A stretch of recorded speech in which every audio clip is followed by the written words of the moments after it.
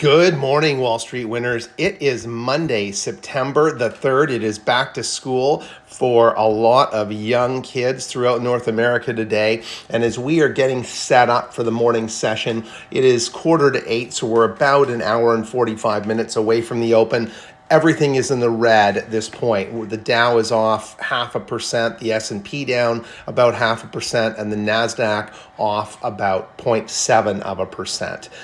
So that's where we are in the markets. If we take a look at kind of what happened last week, the SPY was pretty flat on the week with most of your non-tech rising throughout the week, while Nvidia fell about 8%. So that's kind of what happened there. If we take a look at report dates coming up, we have Zscaler on September 3rd today. With earnings coming out, we have Asana, which is a software company, coming out. And then tomorrow, we have the likes of Hewlett-Packard Enterprises. We have an AI stock tomorrow called C3 AI. That'll be worth watching. Dollar Tree reports tomorrow, as does Dick's Sporting Goods.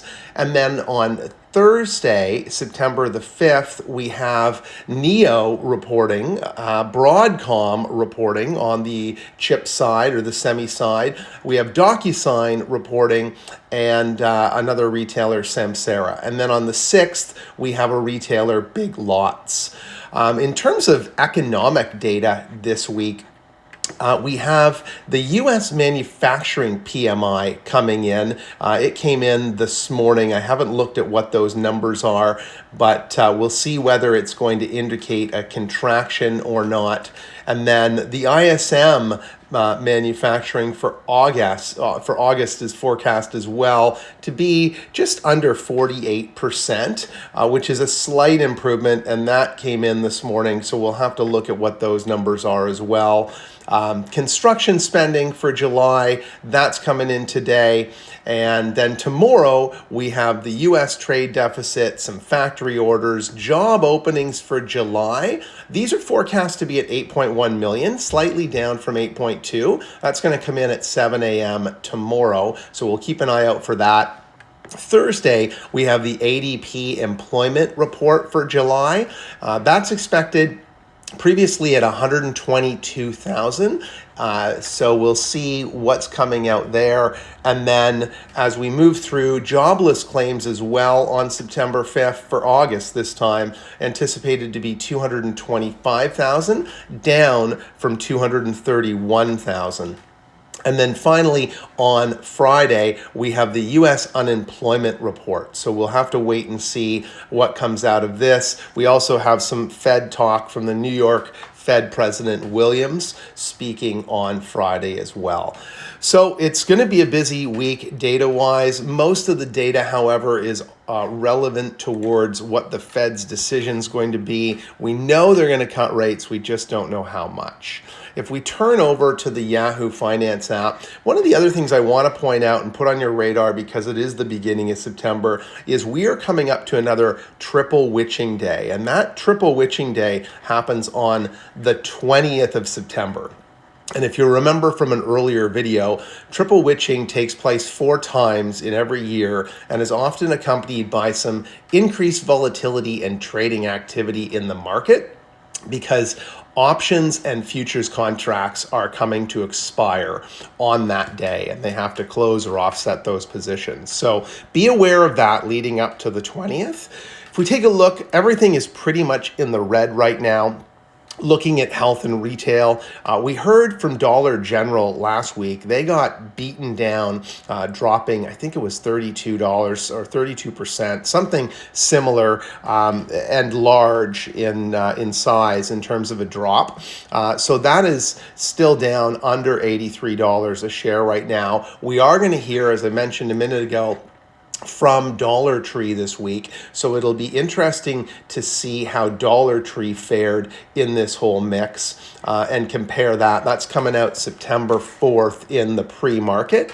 So we'll have to wait and see what that looks like. If we scroll down further, you can see health and retail not really doing very much at all here, kind of flat.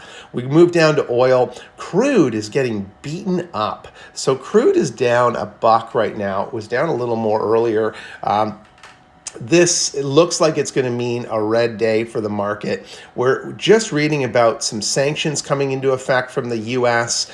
on Venezuela. Venezuela is a huge oil producer, so not sure at this point whether that's going to affect crude. But if it does, it could push the price of crude further north and could be a positive on oil stocks today. So keeping an eye on that and going to read in and try to obtain a little bit more knowledge on what these U.S. sanctions on Venezuela will mean around crude. Getting down into tech. Tech is definitely lower on the day, so it could be viewed as a buying opportunity. You definitely want to stick to the stocks that are cash generators and have some good earnings. I'm going to look for just stocks that make a significant drop and then look for a recovery. So one of those, highly recommend right now, if we see a drop into the low 410s, I would be looking to pick up some Microsoft. It had a bit of a spike at the end of the day. We'll see whether that stock comes back down into the 410 range. And I would look at picking some of that up for the long term. I also feel right now that we're going to see a bit of a turn out of tech, although I think tech is going to do very well with the rate cuts, especially the Mag 7. I would be watching Meta to see if it comes down into the low 500s and definitely be looking to pick some of that up.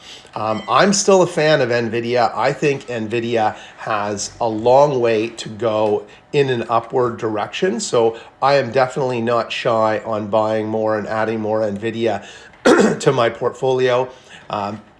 And then as we scroll down, TSM as well. TSM down $3.50 right now at open. I'd be looking to acquire some TSM and add that to the portfolio, knowing that it's going to rebound. SoFi has been a stock we've been recommending for a long time as we move down into financials. And you can see here, it has dropped under $8. I am going to wait on this one because I do expect it'll pull back into the mid 7s. If I owned it, I'd be selling it right now and then waiting for a bit of a pullback, maybe into the 740, 750 range. And then I'd pull the trigger and buy some more or buy back into that.